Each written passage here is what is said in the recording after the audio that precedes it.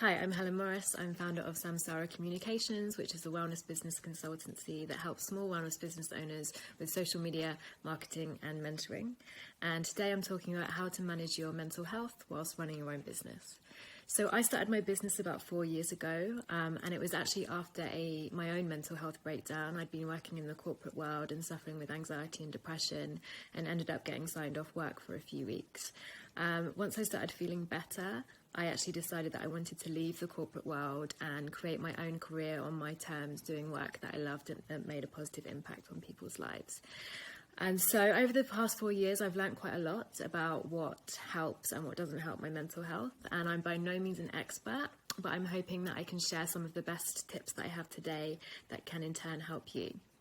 So first of all, what's been really key for me is creating a support network. So often when you start your own business, you're by yourself, and it doesn't have to be that way. I wish I had sought support before I did, and that can come in the form of joining a co-working space. That was something that was really helpful for both my mental health and my business. So having somewhere to go a few times a week and work with like-minded people that are likely going through the same things as you are in your business. You can share ideas, it's more sociable, and just overall I felt really good going into a beautiful space a few times a week. It can also look like hiring help, whether that's delegating the tasks that you don't have time for, or the smaller things that if someone else was doing them, they'd really free up your time to focus on the big things and give you more spare time. And so whether that's hiring a freelancer through a platform like upwork.com is really helpful. There's freelancers for every kind of work on there, from graphic design to whatever it is. So I'd recommend checking that out or asking friends for recommendations. Other support could be, speaking to a therapist or a counsellor. That's been really, really helpful for me, because, creating and running your own business will bring up a host of new challenges as well. And so I think it's really important to create that network around you.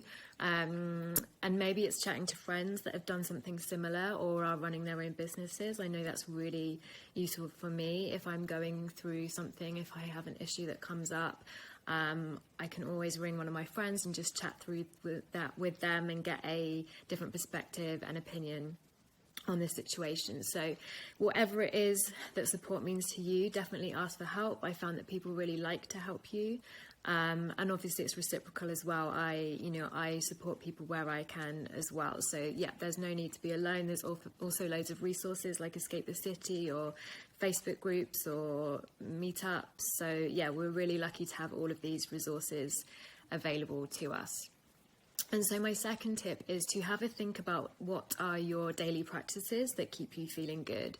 And these can be the real basics. So whether it's making sure that you get enough good quality sleep at night, that you turn your computer off at a specific time every night so that you can wind down in the evening, making sure that you're hydrated, making sure that you get out of the house, that you have a nourishing lunch, that you are still seeing your friends, because it can be really tempting to get completely absorbed in your business.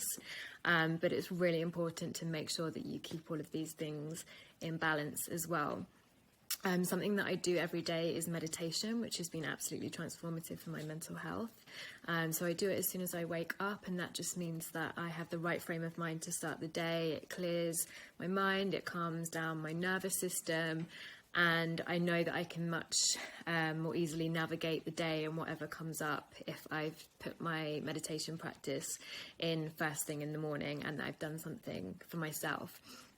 So have a think about the things that make you good. Even write a list of, say, the top 5 things that make you feel good and calm and balanced, and schedule them in as well. If there's like a favourite yoga class that you really enjoy going to every Wednesday night, then prioritise that and make sure that you go and that you do something nice for yourself, because you can't run a business if you're not feeling good. And if you have employees, you don't expect them to work 14-hour days with no holidays. So have a think about what are the things that you can put into place to make sure that everything's ticking along and that you're not going to burn out. And then another thing that has been really helpful for me is creating systems, structures and processes. So whether that's hiring an accountant to help you with your taxes. That has reduced a lot of stress for me.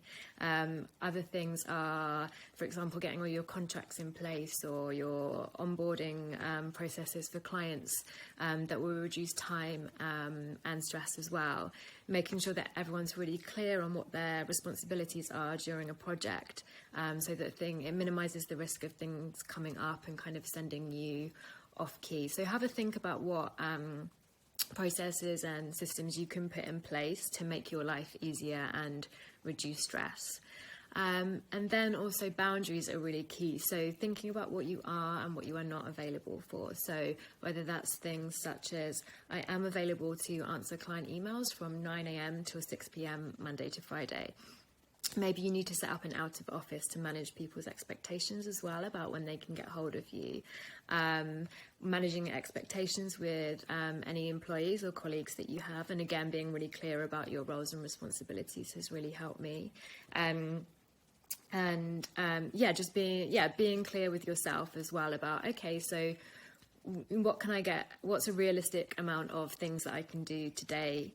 And just noticing the early warning signs of when you might be starting to feel burnt out. If you feel like you're taking on too much, again, what can you delegate? Where can you ask for support? Who can you ask for advice? That might be from a coach as well. Inevitably, there are going to be loads of people that have gone through what you're going through at the moment in your business. So there is always help around. So I really encourage you to ask for it. And also, where can you prioritize your mental health? Where can you put yourself first?